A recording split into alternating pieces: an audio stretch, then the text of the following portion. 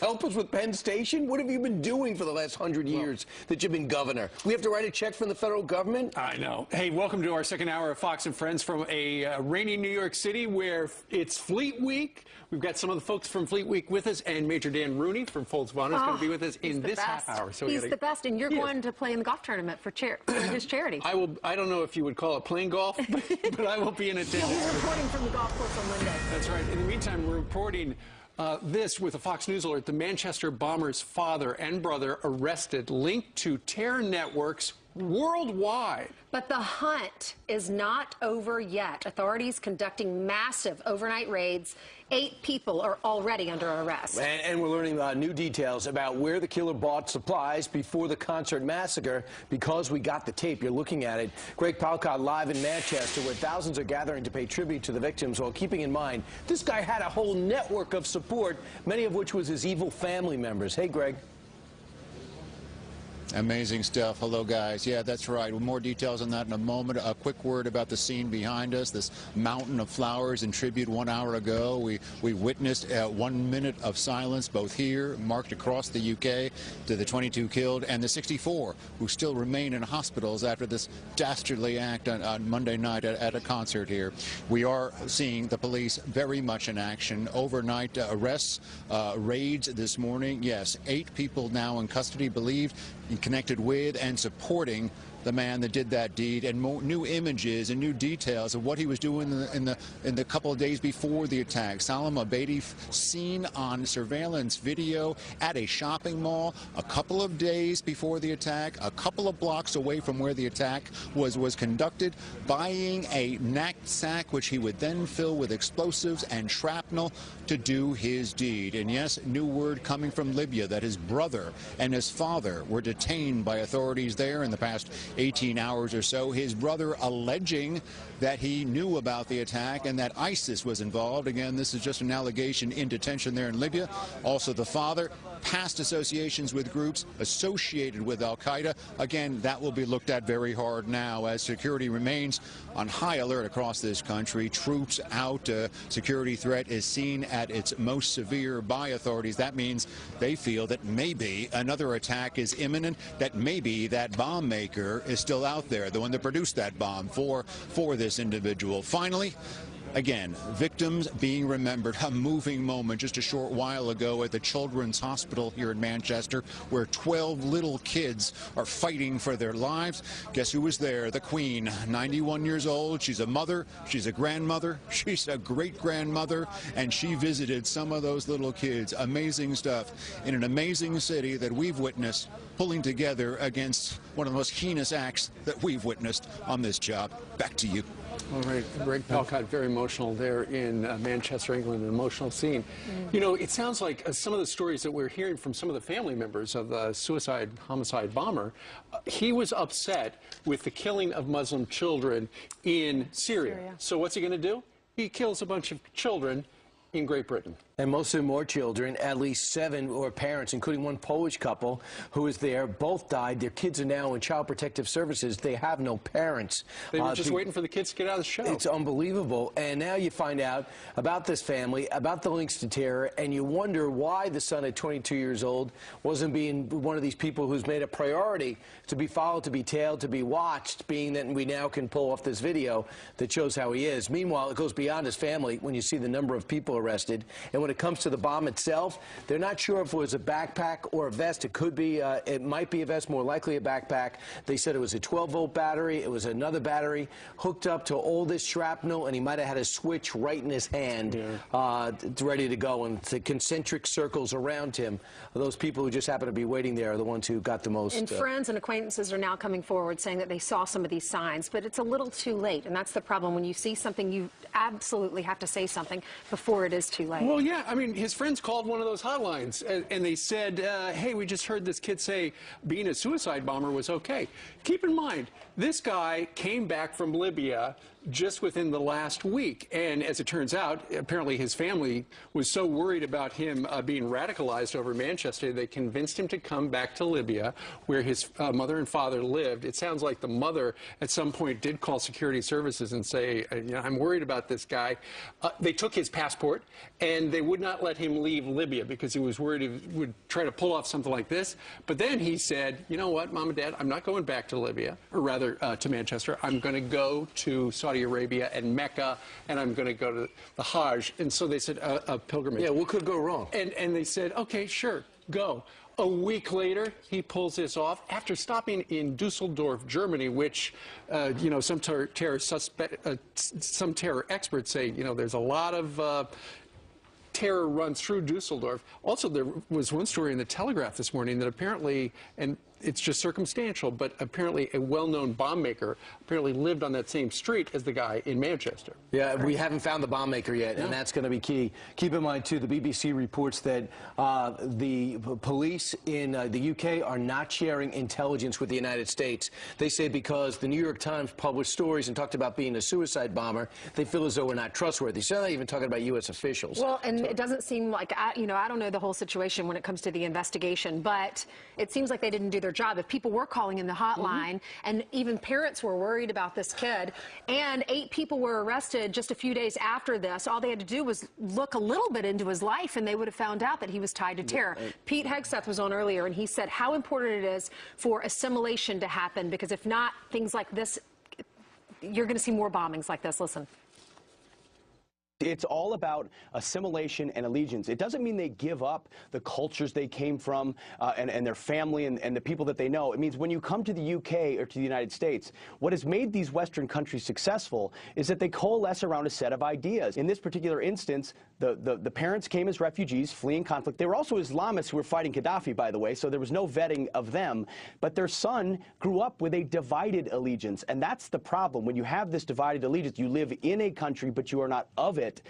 You don't commit to it the way you would, and you're more easily seduced by radical ideas. Okay, so where do we go from here? As you know, President Trump is in Europe. He is in Brussels. He's talking to European Union leaders and whatnot.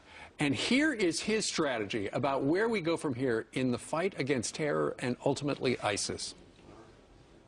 When you see something like happened 2 days ago, you realize how important it is to win this fight. And we will win this fight. It's a horrible situation. What took place is horrible, unthinkable, but we will win 100%. Now, if you think about this entire trip and the approach the president's had, he's been very buttoned up, and when there are times when it's unscripted, he's speaking from the heart, he's being very effective, and I think there's a mutual respect building amongst our peers, amongst the people that thought that this has been a significant trip already, is Speaker Newt Gingrich. The most interesting thing about the Trump presidency this year is going to be to look at the extraordinary discipline, the organization, the planning that gave him this 9-day tour that's unbelievable, and compare it to the chaos in Washington. And I hope he's going to come back here with a determination to start running the domestic operation with the same seriousness that he runs the foreign operation.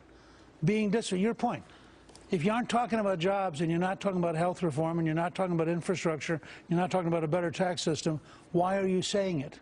And I think this is a whole different approach. I'm hoping that the president's looking at this extraordinary historic achievement and drawing some conclusions about how he's going to change the whole operation here at home. It's been an amazing trip. It's been interesting to see him with all of these world leaders representing the 3 major religions. Also, there's going to be a memorial that's going to be unveiled today, and he's going to be with Angela Merkel, the Chancellor of Germany, unveiling this. And there are going to be pieces of the World Trade Center there that are a part of that memorial, as well as the Berlin Wall, because she lived through that. Well, and this is a side of the new president, President Donald Trump, we haven't seen before. And I can't tell you how many people have told me, they said he looks like a president. Looks great. And yesterday I was in Central Park and a girl stopped me and she said, I'm so glad you're reporting also on what Melania and Ivanka are doing. Melania yesterday, and we'll probably show this later in the show, there was on social media a picture of a little boy who needed a heart transplant, and he got the heart transplant yesterday, and Melania was visiting with him and speaking. She speaks 5 languages, and she was speaking Italian to these patients, these little children in the hospital. And Central Park offers a lot of options. It's a very diverse park right in the middle. It's our backyard. It really is. When you're in the city. Meanwhile, Jillian, you have the latest news. That's right. Good Thursday morning to you at 11 minutes past the hour. And just hours before the polls open in the Montana special election, a GOP congressional candidate is charged with assault. Greg Gianforte defending himself after he's accused of body slamming a Guardian reporter. The candidate says that reporter tried to push a phone in his face before this happened. We'll talk to you about that later. Yeah, but there's not going to be time. I'm just curious if you have the Speak right with now. Shane, please. But you don't. I'm sick and tired of you guys. The last time you came in here, you did the same thing. Ooh. Reporter Ben Jacobs tweeting that his glasses broke when he was body slammed. But Gianforte's campaign says the men both fell. 1/3 of voters have likely cast their ballots early for the neck-and-neck race. The special election will fill Interior Secretary Ryan Zinke's open house seat. Did fake Russian intelligence affect James Comey's investigation into Hillary Clinton? According to the Washington Post, the FBI got its hands on a document claiming former Attorney General Loretta Lynch assured the Clinton campaign that she wouldn't let the investigation into her private email server get too far. In July, Comey announced the Clinton investigation was over, and by August, the FBI concluded the document was fake, possibly meant to confuse the Bureau. Now, President Trump is widening his search to replace Comey at the FBI. Former Senator Joe Lieberman is no longer in the running. Wisconsin could soon become the first state in the country to require drug tests for Medicaid applicants. Governor Scott Walker wants residents to prove they're not abusing the system. Now, the rule would only apply to adults without children. Wisconsin's legislature approved Walker's request 2 years ago, but now they're trying to figure out how it would actually work.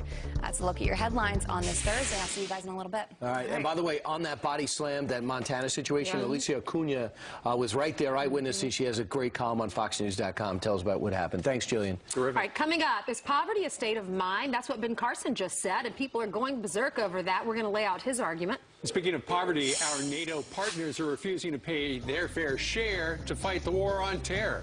What should President Trump do about that? Former White House president. Tough remarks to the group he once called obsolete, claiming member countries weren't doing enough or paying enough to address terrorism specifically. So will his tough talk get these nations to pull their own weight? Here to weigh in, former White House press secretary under President Bush, Ari Fleischer. Ari, they've already shown a willingness to spend or listen. Am I correct? Yes and no.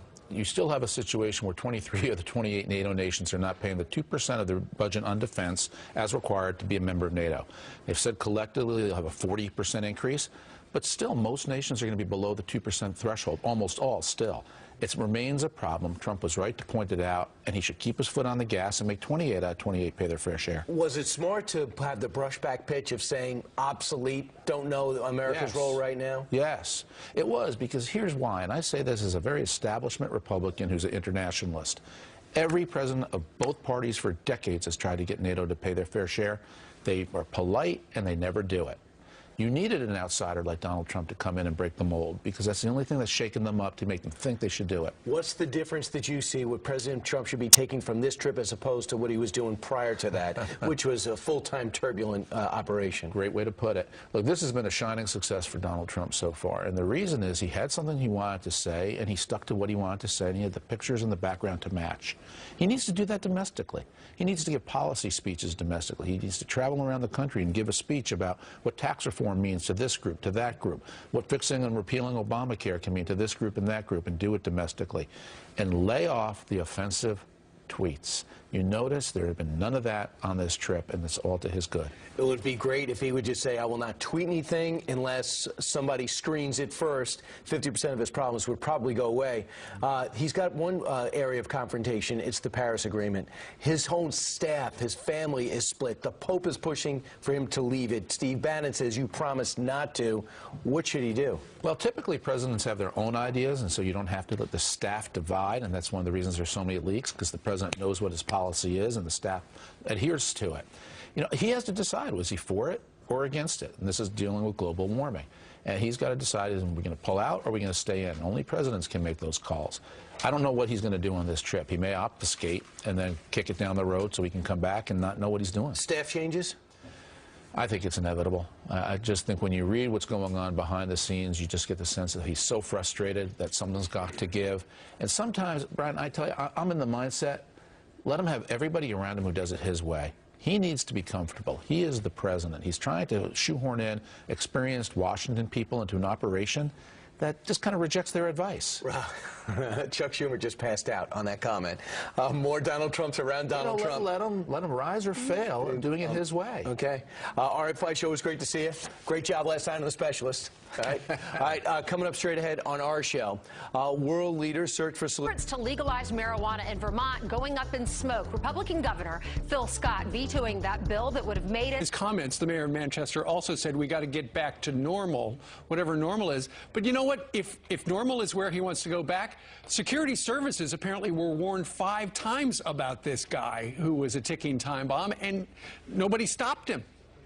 Right, and so the whole point of, like, we need to love one another and we need to unite and open borders, look, it's not working all that well in Europe because they have that policy already. And just let me tell you a quick story, and when I learned that you can't coexist with people like this. 90% of the missions that we did in Afghanistan were humanitarian aid missions where we were bringing food, water, and crayons to children. And on the first time that the enemy shot at us, I had guys wounded. I barely made it out alive. I get back to our base. I open up the trunk of our trucks, and I pulled out a box of crayons that had a bullet hole in them. Oh, my goodness. And at that moment, I realized that there are people in this world that just want to kill you for who you are and what you stand for. And that is our Western way of life, our Western values, and freedom. And our enemy was willing to kill us.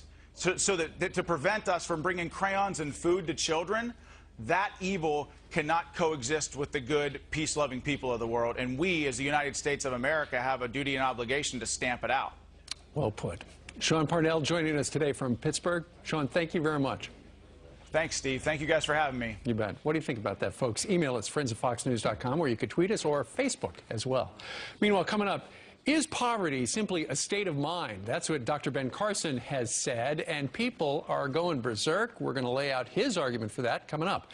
And they provide the blanket of freedom. The blanket, that should say, of freedom you sleep. Bone Frog Challenge. They're set up in front of our building today. It is the world's only Navy SEAL obstacle course race. All sorts of distances to fit everybody's fitness level. You got kids, you got sprint, you got challenge.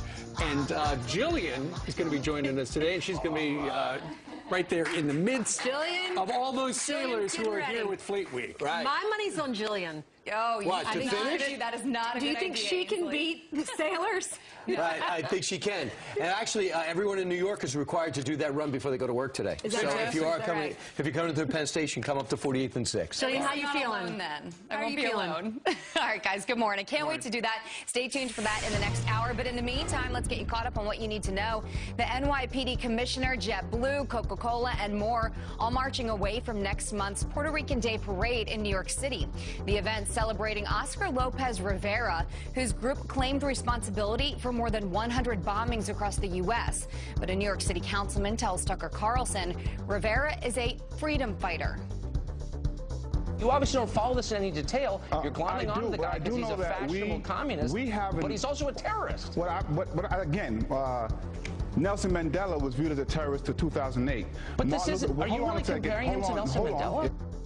Rivera's sentence was commuted under President Obama after spending decades behind bars. Ben Carson is under fire for calling poverty a state of mind. In an interview, the Housing and Urban Development Secretary asked about what could be done to reduce the number of people living in poverty. I think poverty, to a large extent, is also a state of mind. You take somebody who has the right mindset, you can take everything from them and put them on the street, and I guarantee you, in a little while, they'll be right back up there. And you take somebody with the wrong mindset, you can give them everything in the world. They'll work their way back down to the bottom. Well, as you can imagine, social media blowing up with critics calling him a hypocrite since his department handles housing for millions of low-income Americans. Take a look at your screen right now. If you haven't seen this, it's insane. A woman jumps on the hood of her car to stop a thief from driving away with her SUV. Now, you can see her paying for gas in Milwaukee. A man sneaks into her white car right there. She immediately jumps onto the hood to try and stop him.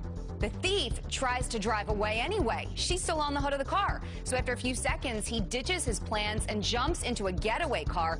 The woman jumps off her SUV, running to catch it as it's rolling into traffic. Thankfully, she wasn't hurt, but wow, what an insane video to take a look at. And how about this? A miracle as a sick little boy finds a heart donor just hours after a visit from Melania Trump. The First Lady tweeting a picture of herself holding the child's hand with the hashtags blessing and faith. She released a statement saying her heart was filled with joy after learning the news. Mrs. Trump speaking Italian to the children in the hospital, and she says she will continue to pray for them. I know, Ainsley, you made mention of that earlier this morning. What a great picture and a great update there. Indeed. Yeah. All right. Thank you. Don't drink red beer or change the color of the beer, because we're all going to drink beer. 2011, Budweiser. Since 2011, Budweiser has donated $11 million to Folds of Honor. But now, what are they doing special this weekend? Yeah, and more importantly than $11 million, it's 2,200 scholarships to spouses and children that have had someone killed or disabled. That's where the money that goes. They're sending to school. It's unbelievable. To believe in me, dating back, Brian, I was above my garage in Broken Arrow, Oklahoma, and the power of Budweiser to believe in one guy trying to make a difference. And this Memorial Day weekend, if you drink America, you're going to take care of our troops. So they're donating $1 million this weekend from proceeds from the America sales. That's awesome. I know you've partnered with them for 6 years. I'm reading what they wrote on the bottle. It's absolutely beautiful.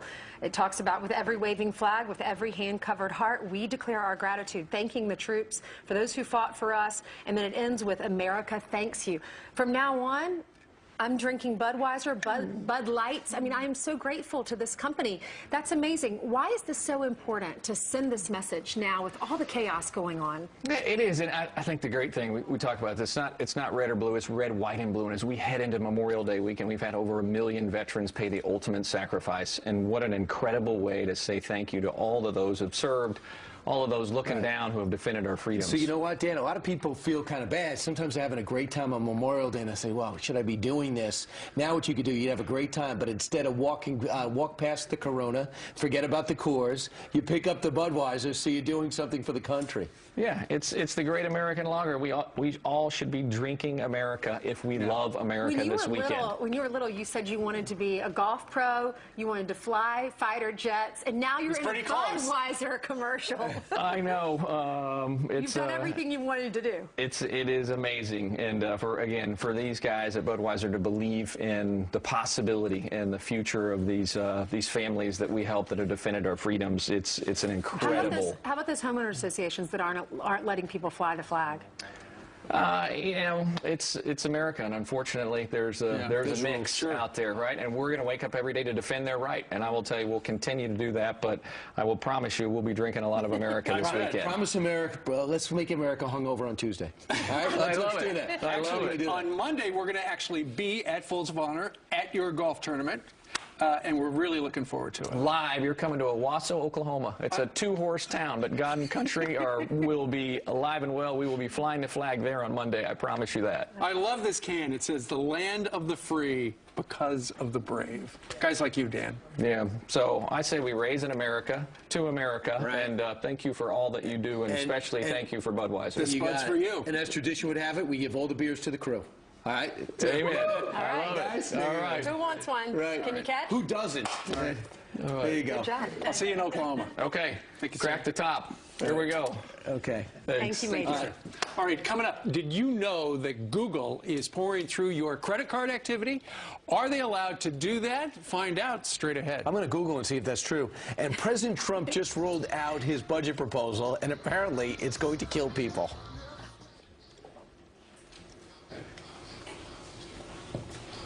It is not an overstatement to say that some children will die because of this. Comic book villain bad budget.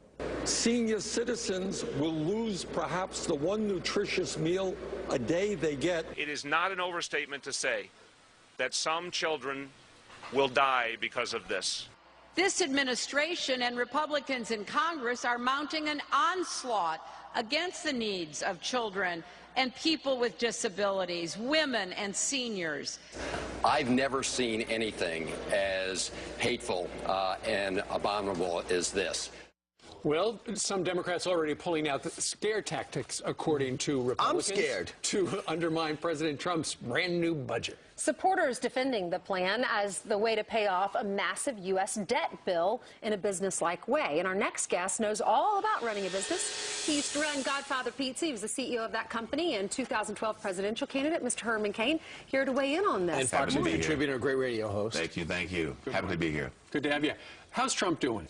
I think President Trump is doing great, and here's why. If you look past the noise and look at the results, it's astounding for having been in office only for a few months.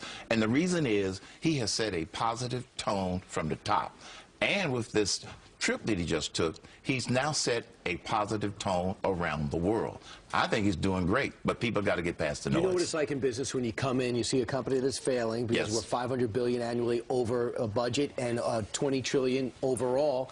You have to come in and make some hard choices. Yes. Doesn't seem like in politics you can make hard choices because you pay a political price. How do you do that? Because that's the feedback that a lot of people are going to be hearing and think that Donald Trump hates poor people. He doesn't care about paying the political price. That's what makes him special versus any other politician. So this blueprint that he has put out relative to what we need to do totally reverses the priorities. At the top of this segment, you showed 4 Democrats telling 4 lies.